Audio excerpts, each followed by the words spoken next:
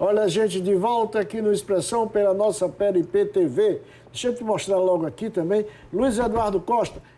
Minha bênção, meu beijo, minha bênção, sempre, meu querido amigo Luiz Eduardo Costa. Um abraço a Eliane. Gilton, uma jornada sobre nosso Gilton Garcia. Também foi uma festa bonita ontem. Muito boa. Uma festa maravilhosa lá no Museu da Gente Sergipana. Gilton já esteve aqui também no programa, nos deu uma entrevista fantástica sobre o outro livro dele, sobre ele e sobre a saga dos Garcias, né? Que era Gilton, Luiz, o do Mato Grosso, agora me esqueci o nome. Fernando Garcia, acho que era, não é isso? Isso. Meu amigo Jorge Carvalho. José Garcia Neto, do Mato Grosso. É José Garcia. Eu tinha umas imagens quando José Garcia Neto, que naquela época era indicado, né? Ele foi vice-governador, depois ele foi governador. E quando da posse dele como vice-governador, chegando, filmagem do nosso saudoso Valmir Almeida, histórico. Amigo, o senhor foi 11 anos para fazer esse livro? Foi. 11 anos? 11 não, 12. Aumentou mais um pouquinho? Foi. Em 2011, eu recebi a visita de um amigo saudoso de todos nós, né, muito querido, que foi o nosso querido Rosalvo Alexandre. Bocão. E Rosalvo, com aquele estilo delicado que ele tinha, né? Doce. Fez uma visita para mim e disse: você está muito preguiçoso porque você nunca fez uma biografia de Jackson. Disse: rapaz, Jackson ainda não está na idade de fazer biografia, não. Deixa ele ficar mais velho. Que ano foi isso, amigo? Isso daí foi em 2011. 12 anos. 12 anos. É verdade. Então, resultado, eu levei a sério a observação de Rosalvo e resolvi fazer. Mas naquela época você já estava coletando essas informações com o intuito de fazer o livro mesmo? Não, eu nunca tinha pensado nisto. Rosalvo é que botou esse germe na minha cabeça. A semente. Foi, entendeu? Então, botou esse vírus na minha cabeça. E eu comecei a pensar e procurei Jackson e fiz a primeira entrevista com ele. Da primeira entrevista, eu disse: rapaz, isso vai me dar muito trabalho. E aí eu resolvi, vou parar e vou primeiro ler os jornais que cubram a história de Jackson. Aí comecei, eu li todos os jornais publicados em Sergipe entre 1960 e 2018. Como é que é? Todos os jornais publicados em Sergipe entre 1960 e 2018. Os diários de Aracaju, o Diário Oficial, a Gazeta de Sergipe, a Tribuna de Aracaju, o Jornal da Cidade, o Jornal de Sergipe, o Jornal da Manhã, o Correio de Sergipe, né? A Revista Alvorada. Então, esse tempo todo você não fazia porra nenhuma, só fazia ler os jornais, porque pela jornal de 1960 até 2018... Pois é. Entendeu? É isso, né, Pascoal? Eu estou ficando velho. Eu durmo todo dia às 2 da manhã e acordo às 6. Entendeu? Então é preciso preencher o ócio com dignidade. Durante o tempo que você foi secretário da Educação, você estava... Durante esse tempo parei um pouco, porque também não dava. Porque quando era secretário da Educação, eu acordava às 5 da manhã, chegava na secretaria às 7 e saía 10 da noite, 11, meia-noite. E aí, quando chegava em casa, era só deitar, dormir e acordar para no dia seguinte continuar. Né? Mas, fora esse período, né, quando não estava... o período que eu trabalhei na imprensa oficial, quando eu não estava na imprensa oficial, eu estava pesquisando. Depois, teve um período que Luciano Bispo era presidente da Assembleia, e eu prestei um assessoramento para comemorar o bicentenário da emancipação política de Sergipe, aquele troço e tal. Mas, fora disso, o meu tempo foi pesquisar. Entendeu? Olha, eu vou dizer uma coisa a você, não tem coisa mais gostosa e maravilhosa do que você ler jornal antigo. Então, eu entrevistei 16 pessoas para fazer esse trabalho. Entendeu? São quantas páginas? 486. Você conseguiu colocar tudo de Jacques Barreto? Não. 486? Não. Por isso que eu estou perguntando. Porque tem fotos aqui fantásticas. Tem, boas fotos. Você escrever biografia é você fazer seleção, né? É uma espécie de curadoria. Você quer construir a imagem do biografado, né? Sim. De acordo com aquilo que você estabeleceu, e você vai selecionar para discursar sobre a imagem dele. Isso aqui me serve, isso aqui não me serve, isso é bom, isso não é bom. Tem o seu olhar, né? Eu tenho o meu olhar, né? Até dois amigos disseram, você é passional. Eu digo isso na introdução do livro, que sou mesmo. Não, considerando que você foi secretário de Jacques Barreto, secretário de Educação, do município de Aracaju e do estado de Sergipe do estado também. De Sergipe, que é amigo pessoal de Jacques Barreto. Ainda agora eu estava almoçando com ele. Foi? Foi. Você disse a ele que vinha para cá? Disse. Disse? Vinha então, conversar com você. Aqui tem uma foto que eu acho fantástica, que é de Jacques Barreto com Eduardo Antônio Garcia. Aqui, ó. O reitor da E aqui Jacques está novinho.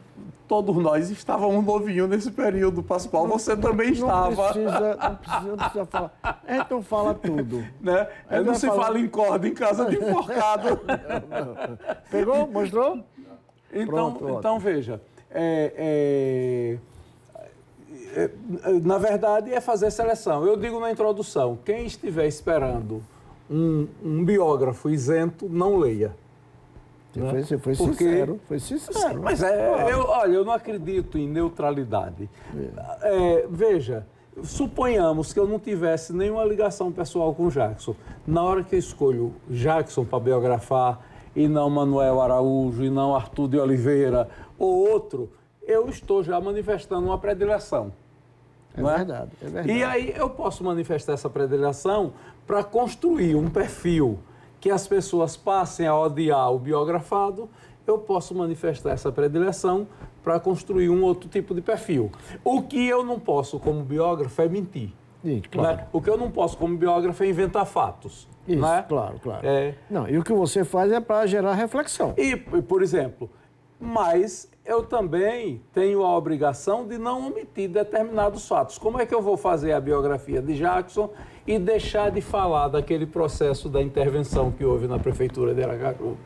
Não posso deixar de falar daquilo. Aquilo é um fato. Com o voto de Marcelo Deda. Discuto isso aqui, discuto o voto de Deda. Entrevistei Marcelinho Barreto, que foi cunhado de Deda, para esclarecer sobre isso. Entrevistei Oliveira Júnior, que foi um dos secretários mais ligados a Deda, quando Deda foi prefeito, quando Deda foi governador, entendeu? Deda pediu desculpas a Jacques. Né? Numa convenção no ginásio Charles Morites, em 1994, quando Deda foi candidato a deputado federal naquela chapa, que Jackson foi candidato a governador e ganhou a eleição no primeiro turno contra Albano Franco e perdeu no segundo turno. Exatamente. Né? Vamos fazer isso. Naquele 94, Deda pediu desculpas e Antônio Carlos Valadares também. Que foi o que mandou... Que era o governador que mandou a intervenção para a Assembleia. A intervenção. Vamos fazer o seguinte. Jackson nos deu uma entrevista aqui em 2019. O tempo passa rápido, hein, amigo? Muito rápido. Rapaz, 2019. Nasci em 44, né? Eu saí de Santa Rosa, eu cheguei em Aracaju já no final de 49, iniciando 1950. Então você tinha 5 anos mais ou menos? 5 a 6 anos, mais ou menos. Essa infância sua, Santa Rosa de Lima, você não lembra muita coisa, né? Não, lembro algumas coisas, porque infância de menino pobre, tudo é lembrança, né? Tudo é lembrança. A bodega do pai, que era um armazém com 7 portas, a mãe no balcão, dia de feira cortando jabá, charque, né? Essas coisas a gente lembra. E a parteira, que me pegou quando eu nasci, que morava praticamente em frente, Mãe Edime, que já é falecida.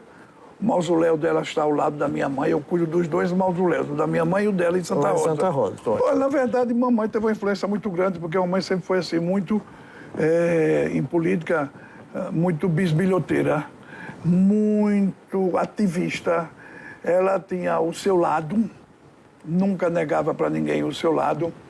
Ela contava para a gente a participação que ela teve naquela eleição de Arnaldo Garcês, em 1950.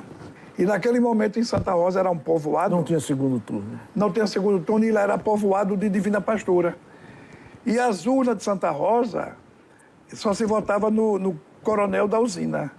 E mamãe, como meu tio, irmão do meu pai, fez um movimento de oposição e arranjaram muitos votos para Arnaldo, que ajudou inocentemente e no anonimato ela contribuiu para aquela reviravolta que aconteceu em 50. Porque eu em casa bebia política. Você imagine que na campanha de governador do estado, em 55, foi Leandro Maciel com o doutor Edélio Vieira de Mello, o PSD e o DN. Era uma chapinha, era polarizado. O PR sempre era uma coligação, era um garupeiro. E um garupeiro sabido, oportunista, pegava sempre os bons cargos. Você veja que na eleição de Seixas Dória, em 62, o PSD era um partido forte, mas o grande líder popular foi José Conrado Araújo, que comandou a campanha. Era o prefeito. Porque tinha coragem, era o prefeito, 58 a 62. O PSD tinha uma vaga de senador, foi doutor Leite Neto, e o vice, que foi doutor Celso, não é? E o PR, garupeiro, elegeu o prefeito da capital, e naquela época elegeu o doutor Godofredo Diniz.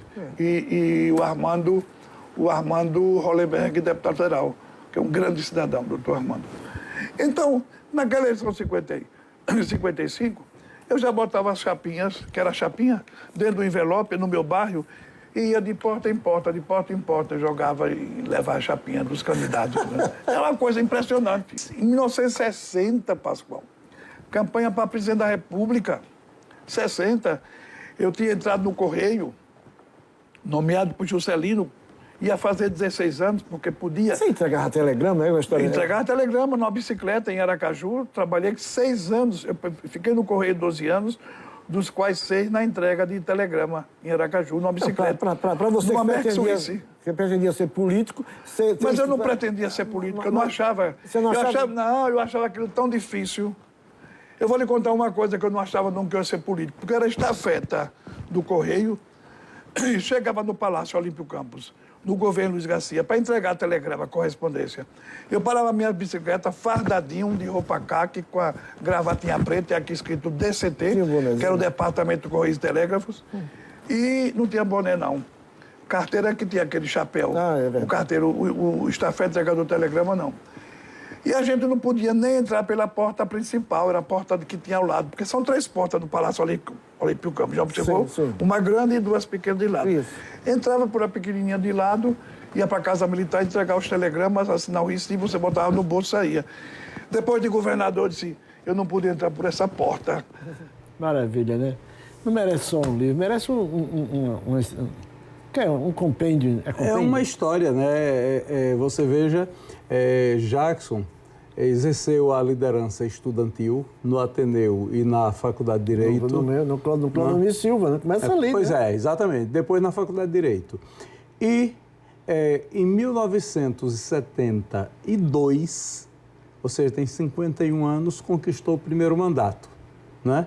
E a partir daí foi uma sucessão. Ele foi vereador em 72, deputado estadual em 74, deputado federal em 82, deputado federal... e aí em 85 ele renuncia porque foi eleito prefeito de Aracaju, né? Naquela campanha memorável, foi a primeira eleição para prefeito depois da ditadura. Isso. Né? Então, em 88 ele sofre a intervenção, é colocado para fora da prefeitura e resolve se candidatar outra vez a vereador. Né? Foi o segundo mandato dele de vereador. Ele teve 23 mil votos para vereador em Aracaju em 1988.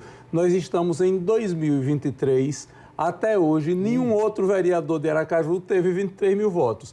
23 mil votos para vereador em 88 era tanto voto que na quebra da legenda dele se elegeram mais 8 vereadores.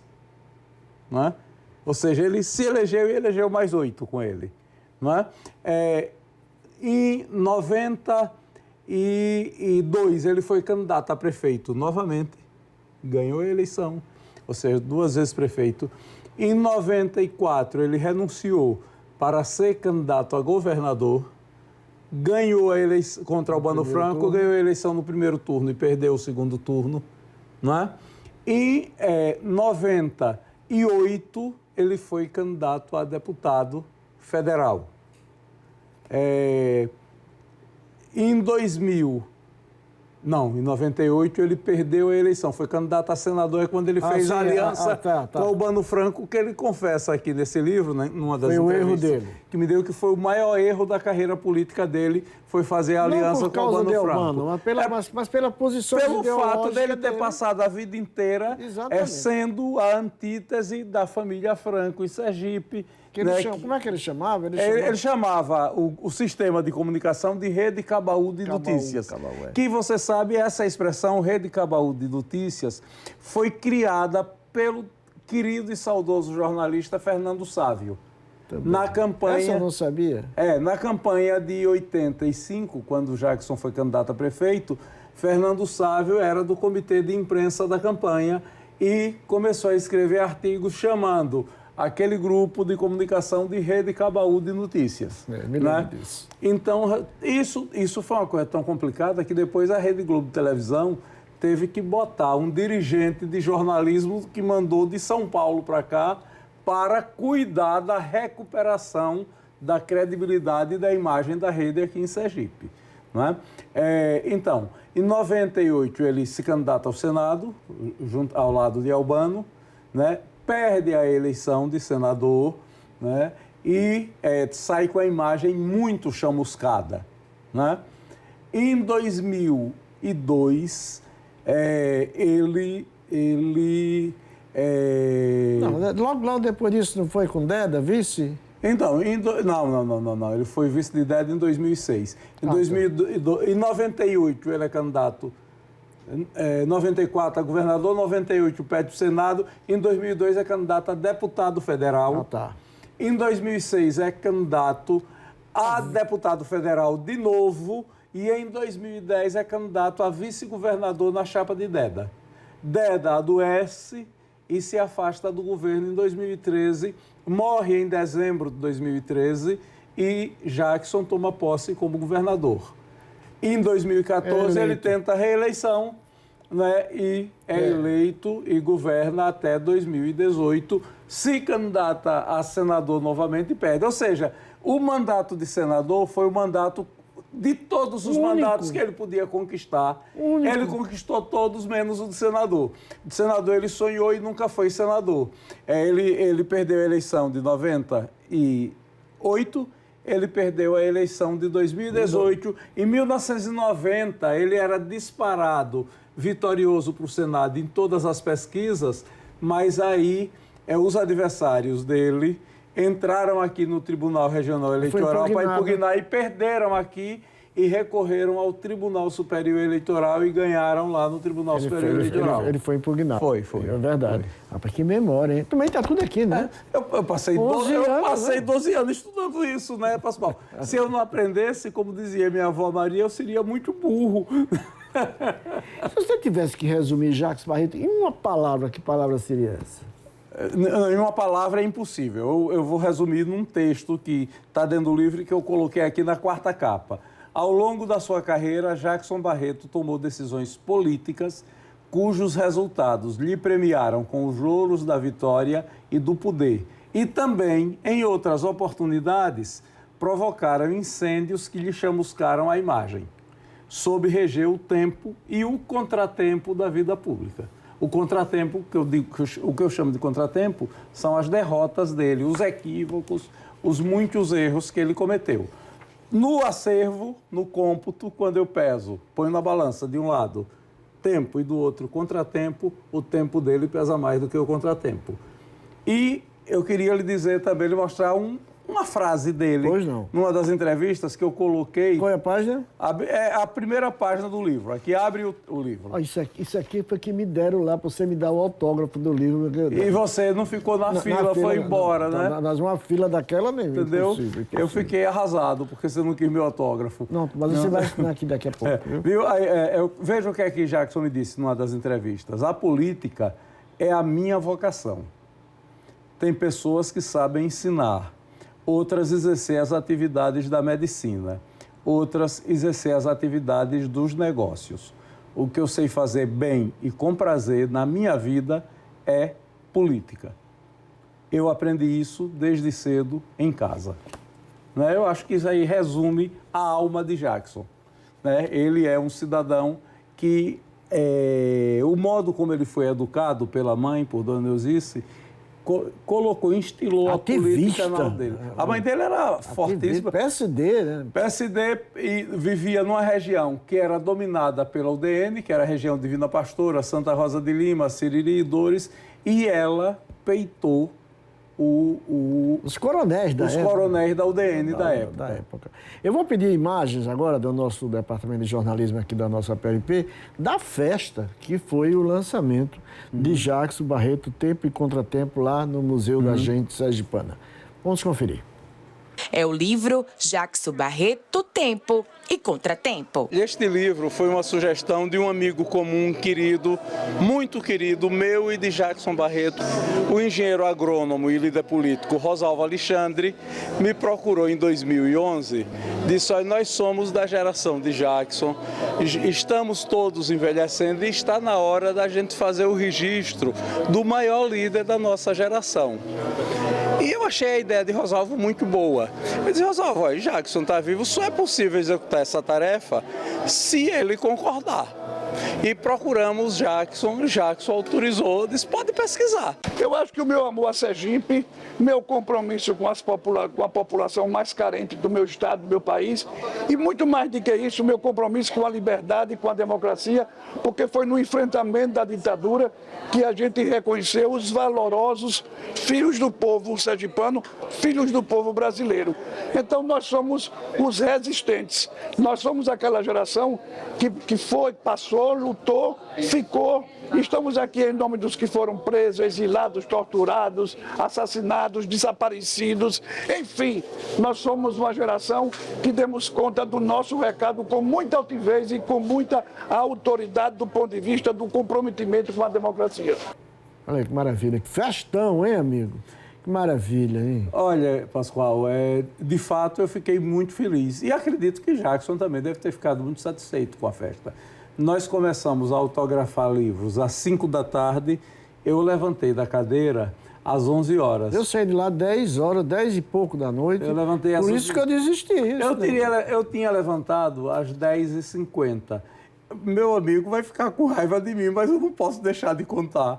Eu levantei às 10h50. Quando eu estava arrumando minhas coisas para ir embora, chega meu dileto amigo, de quem eu sou compadre, Luiz Eduardo Oliva. Só chega atrasado também? Que só chega atrasado? Eu queria lhe contar isso pra gente se divertir um pouco. Oliva, pelo amor de Deus, me perdoe, viu?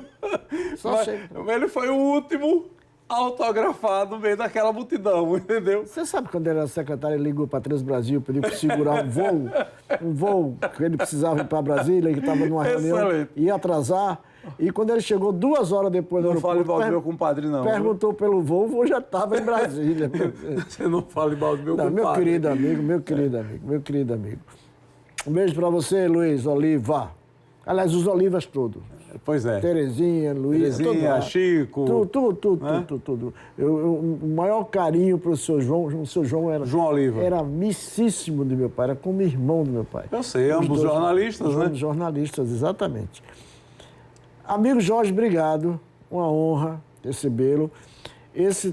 Tem vários filhos, você já colocou, mas esse daqui eu acho que vai ser um dos prediletos. Esse é o... Veja, quando me perguntam dos livros que você fez, qual é o que você gosta mais?